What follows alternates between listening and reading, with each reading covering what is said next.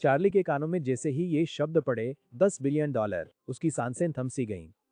उसकी आंखें फैल गईं, तेजी से धड़कने लगा और दिमाग जैसे पूरी तरह सुन्न हो गया। वो समझ ही नहीं पा रहा था कि ये मजाक है, सपना है या सच, क्योंकि इतनी बड़ी रकम तो उसने कभी कल्पना में भी नहीं सोची थी। उससे अपने बचपन के दिन याद आने लगे, जब उसे बस इतना पता था कि उसका परिवार बहुत अमीर है, लेकिन कितनी दौलत है इसका अंदाजा कभी नहीं था। आज पहली बार उसे एहसास हुआ कि जिस परिवार से वो दूर भागता रहा, वो तो $1 ट्रिलियन से भी ज्यादा का साम्राज्य रखता है। एक पल के लिए उसका दिल डगमगा गया। इतने सालों की गरीबी, अपमान और संघर्ष के बाद इतनी बड़ी ताकत उसके सामने खड़ी थी। लेकिन अगले ही पल उसके माता पिता की मौत की यादें उसके दिल में आग बनकर जल उठीं। उन्हें जीत को वो जानता था, उसके दादा भी उस दर्द का हिस्सा थे और इसी वजह से वो उन्हें कभी माफ नहीं कर सकता था। चाहे उनके पास कितनी भी दौलत क्यों न हो, उसके लिए वो रिश्ता खत्म हो चुका था। स्टीफन ने उसकी आंखों में वो दर्द देख लिया। उसने धीरे से कहा, यंग मास्टर, ये पैसा आपका ही है, ये आपके पिता का था और अब आपका है। आप इस परिवार के असली वारिस हैं। उसने आगे कहा, अगर आप घर लौट आते तो पूरा $1 ट्रिलियन का बिजनेस एम्पायर आपका हो सकता है, लेकिन अगर आप नहीं लौटना चाहते तो कम से कम ये पैसा अपने जीवन के लिए इस्तेमाल कीजिए। चार्ली अभी भी कुछ समझ नहीं पा रहा था। तभी स्टीफन ने एक और चौंकाने वाली बात कही, कल ही ऑरस हिल की सबसे बड़ी कंपनी एमाग्रेंट ग्रुप पूरी तरह से आपके नाम कर दी गई है। एक ऐसी कंपनी जिसके सामने शहर के सबसे बड़े परिवार भी सिर झुकाते थे, वो अब चार्ली की थी। वही परिवार जिन्होंने आज उसे अपमानित किया था, उनकी औकात उस कंपनी के सामने कुछ भी नहीं थी। चार्ली के दिमाग में सब कुछ घूम रहा था। एक तरफ वो अपमान, दूसरी तरफ ये असीम शक्ति।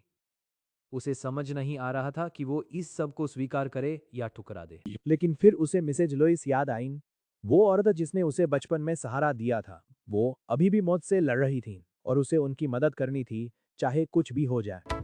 उसने अपने दांत बींचे और कार्ड को कसकर पकड़ लिया। अब उसके पास सोचने का समय नहीं था, उसे फैसला लेना था और वो फैसला था किसी की जान बचाना।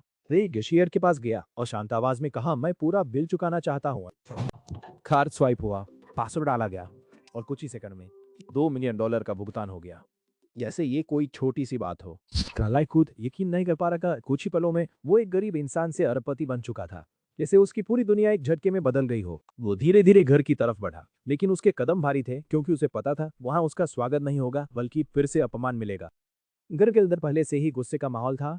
क्लेयर और उसके माता पिता के बीच बहस चल रही थी और हर बात का निशाना था चार्ली। उसकी सास गुस्से में चिल्ला रही थी, अगर तुमने उस निकम्मे को तलाक नहीं दिया तो हम सब बर्बाद हो जाएंगे। उसने दृढ़ आवाज में कहा, मैं चार्ली को कभी नहीं छोड़ूंगी। उसी वक्त दरवाजा खुला और चार्ली अंदर आया। सबकी नजरें उस पर टिक गईं, जैसे वो इस घर का हिस्सा ही न हो। उसकी सास ने उसे घृणा भरी नजरों से देखा और कहा, मुझे लगा तुम वापस आने का रास्ता भूल गए हो। चार्ली ने कुछ नहीं कहा, बस सिर झुका लिया। वो जानता था अभी सच बताने का समय नहीं है। प्लेयर ने उसका हाथ पकड़ा और उसे कमरे में ले गई। यही वो जगह थी जहां वो दोनों 3 साल से साथ थे, लेकिन फिर भी दूर थे। 3 साल की शादी, लेकिन कभी पति पत्नी जैसा रिश्ता नहीं बना। क्लेयर बिस्तर पर सोती थी और चार्ली जमीन पर। उस रात चार्ली को नींद नहीं आई। आज जो कुछ हुआ था वो उसकी जिंदगी बदलने वाला था। क्लेयर ने धीरे से पूछा, मिसेज लुइस कैसी हैं? चार्ली ने जवाब दिया, अब वो सुरक्षित है, किसी ने उनका खर्च उठा लिया। क्लेयर मुस्कुराई। उसे खुशी थी कि किसी ने इंसानियत दिखाई, लेकिन उसे नहीं पता था वो इंसान उसके सामने ही खड़ा था। फिर उसने कंपनी की बात की, हमारी हालत बहुत खराब है, एमिग्रेंट ग्रुप हमें कभी मौका नहीं देगा। चार्ली चुप रहा, लेकिन उसके मन में कुछ और चल रहा था। अब एमिग्रेंट ग्रुप उसी का था और वो सब बदल सकता था। उसने मन ही मन कसम खाई, अब कोई क्लेयर को नीचा नहीं दिखाएगा, अब कोई उसका अपमान नहीं करेगा।